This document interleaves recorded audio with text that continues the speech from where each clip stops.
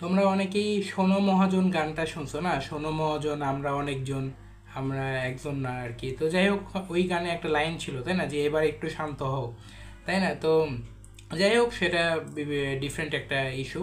কিন্তু ওই লাইনে তোমাকে একটা কথা বলি, হ্যাঁ, তোমরা অলরেডি যারা এইচএসসি 27 ব্যাচ, অর্থাৎ কিছুদিন আগে এসএসসি পরীক্ষাটা কমপ্লিট করছো, মাত্র মাসখানেকের মতো হইলো প্রায়। তো তোমরা অলরেডি একটা খেতাব পেয়ে গেছো, সেটা হলো যে উত্তেজিত 27। তোমরা এত বেশি এক্সাইটেড।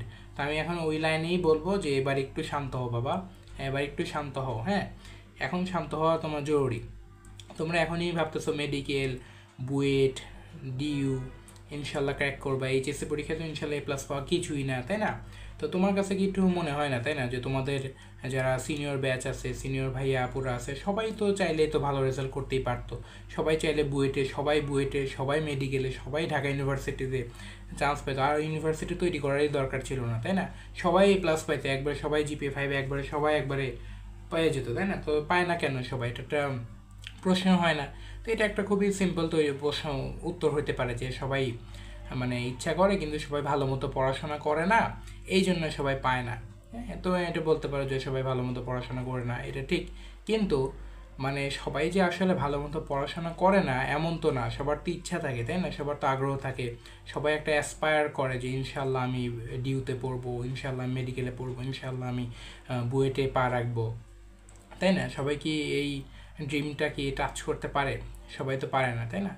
তো তোমরা হয়তো তোমাদের আগে যারা সিনিয়র ভাইয়া আপুদের দেখছো, তারা তো সবাইকে দেখছো। তো সবাই মিলে তো মনে করো অনেকের তো অনেক কিছু হয়েছে, তাই তুমি তো ভাবতে পারো যে তোমার সময়ে তুমি কিভাবে কি করবা, তাই না? তো তোমার একটা ঘটনা বলি, ঠিক আছে? এটা আমার ঘটনা, আমার পার্সোনাল লাইফ। যখন আমার কলেজ লাইফটা শুরু হয়, শুরুটা হয়েছিল তোমার 2022 সালের ডিসেম্বর, ঠিক আছে? সেই সময় ওই ডিসেম্বরের মাঝামাঝির দিকে আমাদের কলেজ অ্যাডমিশন ছিল। তার ঠিক 4 দিন না 5 দিন আগে আমার বাবা অ্যাক্সিডেন্ট করছিলেন আর কি। তারপরে আমরা মানে অনেক, বিশেষ করে আমি অনেক বেশি প্যানিকড হয়েছিলাম আগে, কারণ তখন তো আর কয়েকটা দিন পরেই তো কলেজ অ্যাডমিশনের পরীক্ষা, মানে তারপরে তখন আসলে কী করব। তারপরে সব কিছু মিলে আলহামদুলিল্লাহ সেন্ট জোসেফে ভর্তি হই। মানে অনেক কষ্টের মধ্যে দিয়ে, আসলে তখন অনেক মেন্টাল প্রেশার ছিল। মানে জাস্ট কয়েকটা দিন আগেই হয়েছে, এমন না যে মনে করো যে অ্যাডমিশন টেস্টের মনে করো 2 সপ্তাহ আগে বা 20টা দিন আগে, এত আগেও হয় না, জাস্ট কয়েকটা দিন আগেই হয়েছে। এই সময়টাতে যখন এই ঘটনা ঘটলো, তারপর আমি মেন্টালি আপসেট থাকার পরও আমি যতটুকু সম্ভব চেষ্টা করছি, একটা ট্রাই করে গেছি যে চান্স পাওয়ার। তো আলহামদুলিল্লাহ আমার সেন্ট জোসেফে চান্স হয়েছিল, পরে কলেজে ভর্তি হই। এরপরে কথাটা যদি বলি, জানুয়ারি মাসে আমাদের মোটামুটি ফ্রি ছিল। তো জানুয়ারি মাসটা তো মোটামুটি রুটিন চেক আপ চলতেছিল। আমার বাবার যখন অ্যাক্সিডেন্ট হয়, অর্থাৎ তার মানে মেইনলি যেটা হয়েছিল সেটা হলো যে পায়ের আর কি, যে হাড়টা থাকে না, সেই পায়ের হাড়টা আসলে ভেঙে গেছিলো আর কি। তারপরে সেটা মানে রিপেয়ার করা হয় আর কি, মানে ডাক্তাররা ওটা ঠিক করে, মানে অর্থোপেডিক সার্জারি করা হয়। তারপর ওটা ঠিক হওয়ার পরে জানুয়ারি মাসটা মোটামুটি রুটিন চেক আপের মধ্যে দিয়েই যাচ্ছিলো। এরকম হতে হতে হতে হতে আমাদের ফেব্রুয়ারির 1 তারিখ বা 2 তারিখে আর কি তোমার ক্লাস শুরু হয়। তো সেই সময়টা আসলে আমি জানি না, আসলে ওই যে একটা কথা বলে না যে শনির একটা বলয়ের মধ্যে থাকলে কি হয়, তো আমার না অনেকটা মনে হয় লাইফটা না ওই শনির বলয় টাইপের মতো মনে হয়ে গেছিলো। যে শনির বলয়ের মধ্যে একবার যে ঢুকে, তখন আর এই অশুভ ব্যাপার থেকে আর কি বের হতে পারে না। তো এটা আসলে অনেকে মিথ বলে, অনেকে এইসব রাশি বলে বিশ্বাস করে না, কিন্তু আমি জাস্ট বলতেছিলাম তখন না, মানে যখন ওই যে একটা কথা বললাম যে বিপদ আসে যখন, তখন আসতেই থাকে, আসতেই থাকে। তা আমারও অনেকটা ওইরকম হয়েছিল যে ফেব্রুয়ারির যখন ফার্স্ট উইকে ক্লাস শুরু হয়, তখন ওই ফার্স্ট উইকের ওই সময় থেকে আমার আম্মুর অনেক দিন ধরেই তোমার হলো একটু হার্ট ডিজিজ ছিল। তো ওইটা থাকার কারণে তার আরও সিমটমগুলো আরও বেশি পরিমাণে দেখা দিতে শুরু করে, এবং ওই সময়টাতে না তুলনামূলকভাবে মানে তার এই সমস্যার ধীরে ধীরে বাড়তেছিল। প্রথম দিকে আমরা ভাবছিলাম যে একটু মেডিসিন নিলেই হয়তো হয়ে যাবে সিম্পল ব্যাপারটা, কিন্তু আসলে ধীরে ধীরে সেটা আরও বেশি পরিমাণে তোমার বাড়তেছিল, এবং বাড়তে বাড়তে খুবই একটা খারাপ পর্যায়ে পৌঁছে যায়। তো তখন আমরা ডাক্তারের সাজেশনের মাধ্যমে মার্চের শুরুর দিকে আমরা এনজিওগ্রাম করাই আর কি। ঠিক আছে? তো এনজিওগ্রাম তো অনেকেই ভালো করে জানো, কিংবা হয়তো বা তোমরা যখন ফার্স্ট ইয়ারে তোমার হয়তো বা জুওলজিতে 4 নম্বর চ্যাপ্টার, হ্যাঁ, রক্ত সঞ্চালন পড়বো, ওখানে এনজিওগ্রাম পড়বা আর কি। হার্টে তোমার মানে ওই যে এনজিওগ্রাম করা হয় আর কি, হার্টে ব্লক আসছে কিনা বা হার্টের টোটাল সিচুয়েশন বোঝার জন্য আর কি। তো ওই সময় করা হয়েছিল, এবং পজিটিভ হয় আর কি, বুঝছো, মানে এনজিওগ্রামের রেজাল্ট পজিটিভ হয় মানে আমাদের জন্য নেগেটিভ খবর আসে এবং আমাদেরকে হার্ট স্ট্যান্ডিং করতে বলা হয় আর কি। তো অলরেডি সেই সময়টা আসলে সত্যি কথা বলতে গেলে কি মেন্টালি আমি অনেক প্রেশারের মধ্যে ছিলাম এবং মার্চ মাস টোটালি 2023 সালে ঘটনা বলতেছি, 2023 সালে মার্চ মাস টোটালি আমার জন্য একটা মানে ফার্স্ট্রেটিং মাস ছিল।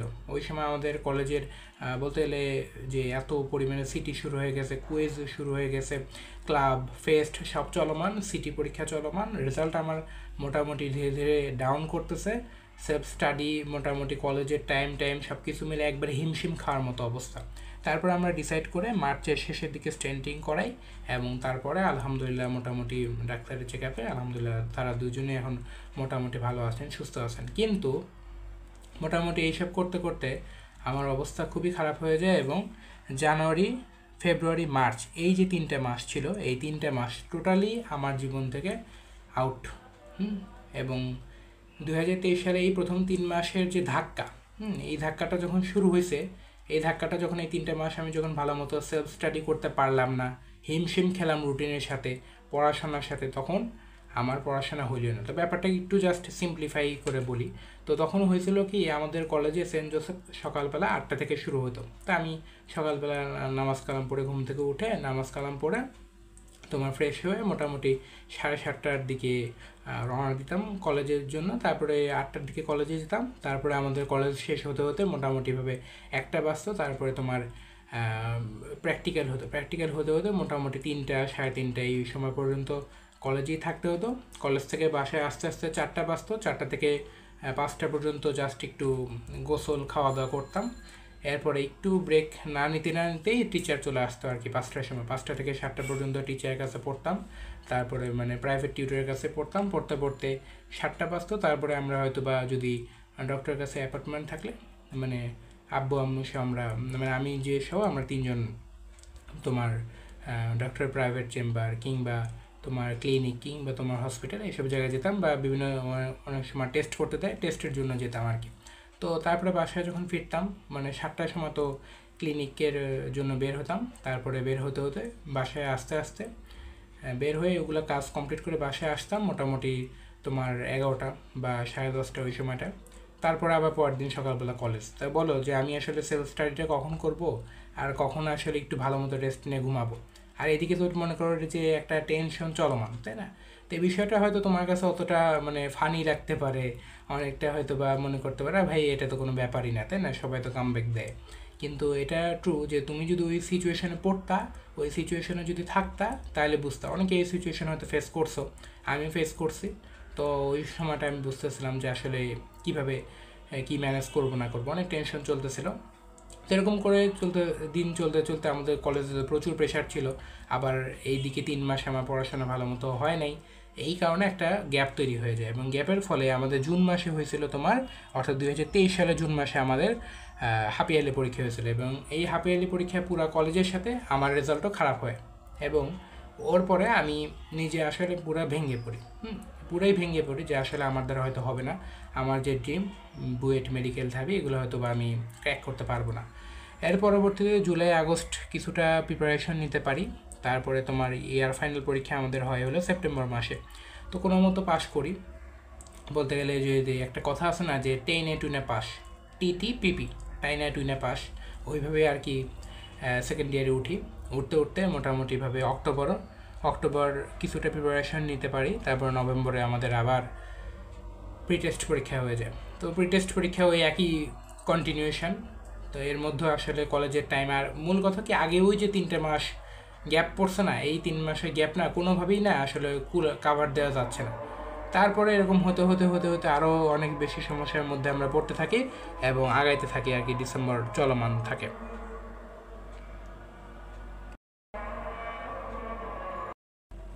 তো আমাদের এরপরে ঠিক ফেব্রুয়ারি মাসে, অর্থাৎ তোমার 2024 সালের ফেব্রুয়ারি মাসে আমাদের টেস্ট পরীক্ষা হয় আর কি। তো মোটামুটি অনেক ট্রাই করছি, বুঝছো, অনেক ট্রাই করে টেস্ট পরীক্ষাটা আল্লাহর রহমতে আলহামদুলিল্লাহ পাশ করি। এরপরে আমাদের ডেট দেয়, অর্থাৎ HSC পরীক্ষার ডেট দেয় যে জুন মাসে 30 তারিখ থেকে ইনশাল্লাহ HSC পরীক্ষা শুরু হবে। তারপরে তোমার মার্চ এপ্রিল মে এই যে 3টে মাস ছিল না, এই 3 মাস আসলে বলতে গেলে যে একবারে হার্ট অ্যান্ড সোল ট্রাই করে, এবং আলহামদুলিল্লাহ মোটামুটি এইচএসসি পরীক্ষার জন্য প্রিপারেশনটা মোটামুটি হয়ে যায় আর কি বলতে গেলে। এরপরে তোমার জুন মাসটা মোটামুটি পরীক্ষার আগের মাস ছিল, সেই সময় আমি একটা ভালো মতো প্ল্যান গোছাই নেই, এবং প্ল্যান করে আলহামদুলিল্লাহ মোটামুটি আমি প্রিপারেশনটা মোটামুটি 70-80% প্রিপারেশন গোছায় যায় আর কি, রেডি হয় আর কি। এরপরে তো তোমরা জানোই জুলাই মাসে কি হয়, জুলাই আন্দোলন হয়। এরপরে তোমার জুলাই মাসের পর তোমার আগস্ট মাস থেকে পরবর্তীতে অ্যাডমিশন শুরু হয়, এবং আলহামদুলিল্লাহ অ্যাডমিশন টাইম এবং এই যে মনে করো যে অল্প অল্প যতটুকু টাইম পেয়েছি এই সময়টুকু খাটায় আমার যতটুকুই আসলে ব্রেন বুদ্ধি যাই বলি না কেন ছিল, আলহামদুলিল্লাহ আজকে মেডিকেলে আর কি। তো এরকমই ব্যাপার, বুঝছো? তো মূল কথা 27 ব্যাচ, তোমাকে এটাই বলবো, এই গল্পটা বলার এটাই উদ্দেশ্য, যে এটা আমার পার্সোনালি আমার সাথে হয়েছে, সবার সাথে এরকম হবে এবং না, কিন্তু এটাই বলবো যে ভাই তোমরা এবার একটু আসলেই শান্ত হও, বুঝছো? শান্ত হও, এত বেশি লাফায়ও না, সবাই চাইলেই না সব কিছু করতে পারবে না, বুঝছো?